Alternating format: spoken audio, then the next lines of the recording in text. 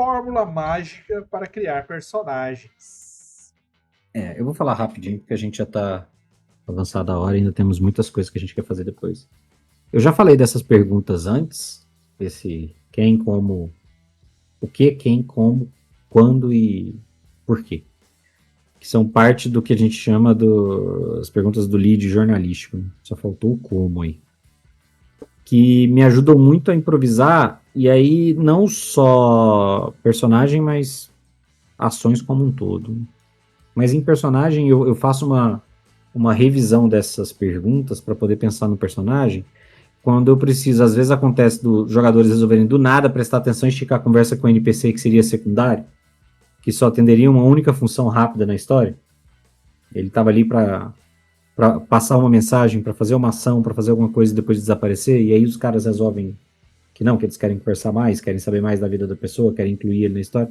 E aí eu do nada tenho que pensar num personagem que era um personagem completamente unidimensional, como um personagem com mais dimensões. E aí, esses itens aí são uma forma de eu me organizar para eu ter o básico de informação sobre ele. Então, assim, o quem, obviamente, é quem é o personagem, né, no sentido de identificação básica, né? De quando você vai pensar, pô, os caras me obrigam a pensar num personagem aqui. O que ele é? Ele é um elfo. Então, sei lá, eu tenho uma lista de... Eu uso o gerador de nome de fantasia, deixo ele aberto aqui. Se for preciso, eu imediatamente clico ali, pego uma combinação, começo de um nome, e o final de outro, misturo e pronto, tem o nome do personagem. E agora eu vou seguindo ali. Ele é um elfo, ele tem a descrição que eu já tiver feito dele fisicamente, agora ganha relevância. O where, né, o onde, é uma origem dele, não só em sentido, em termos de história pessoal, mas de conexão com o momento, ou seja, né, de onde ele veio para ele tá ali, qual é a vinculação dele naquele momento ali. E eu não vou fazer isso com profundidade, né, a menos que eu tenha usado as estratégias, como o Vermelho falou, de ganhar tempo. Às vezes eu estou fazendo isso em segundos. O quando, que é basicamente o momento da vida em que ele está, seja em termos de vida pessoal, seja de carreira, ou seja, um exemplo hipotético, os caras resolvem interrogar longamente lá um bandido que estava roubando eles. E esse cara foi colocado na história só para roubar eles e fugir. Mas eles conseguiram pegar o cara e agora eles estão interrogando o cara. E eu não tinha pensado na história pra esse cara. Eu não tinha pensado na história desse cara. Esse cara era um batedor de carteira, sei lá, um roubador de saquinho de moeda.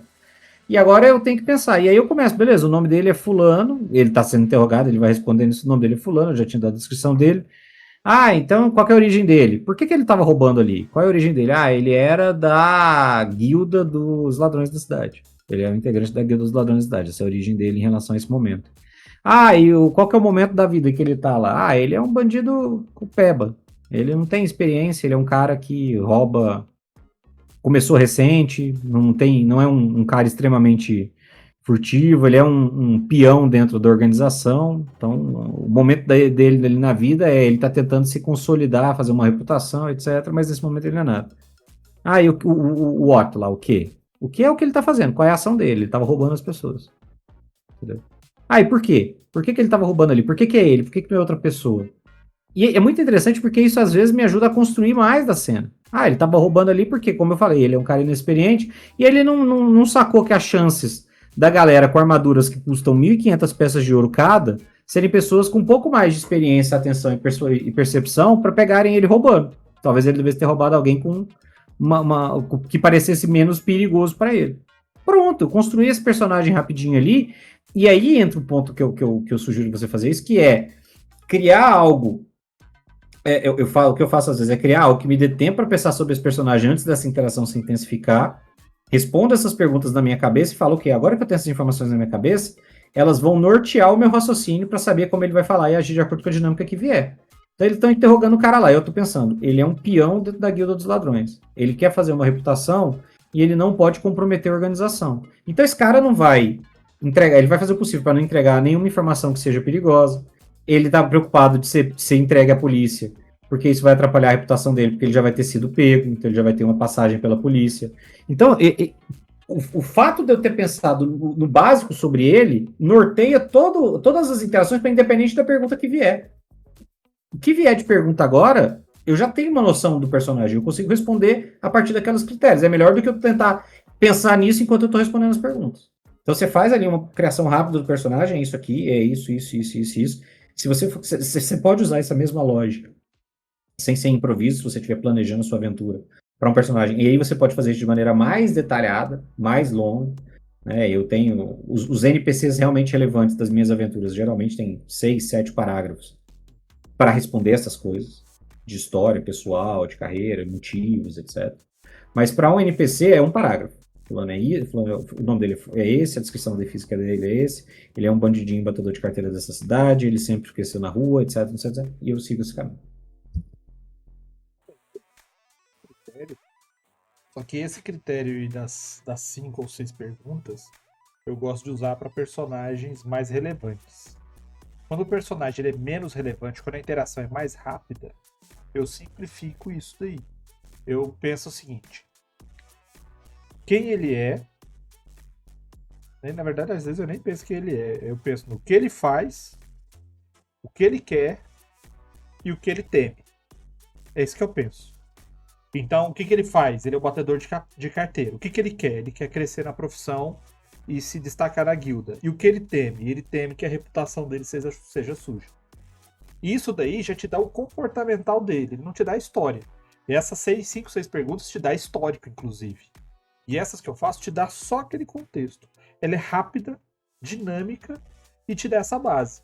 Ah, mas aí eu preciso fazer um personagem mais, né, mais estruturado. Cara, para fazer um personagem mais estruturado, faça mais perguntas, crie um background, crie, mas você pode criar, mas eu quero fazer na hora.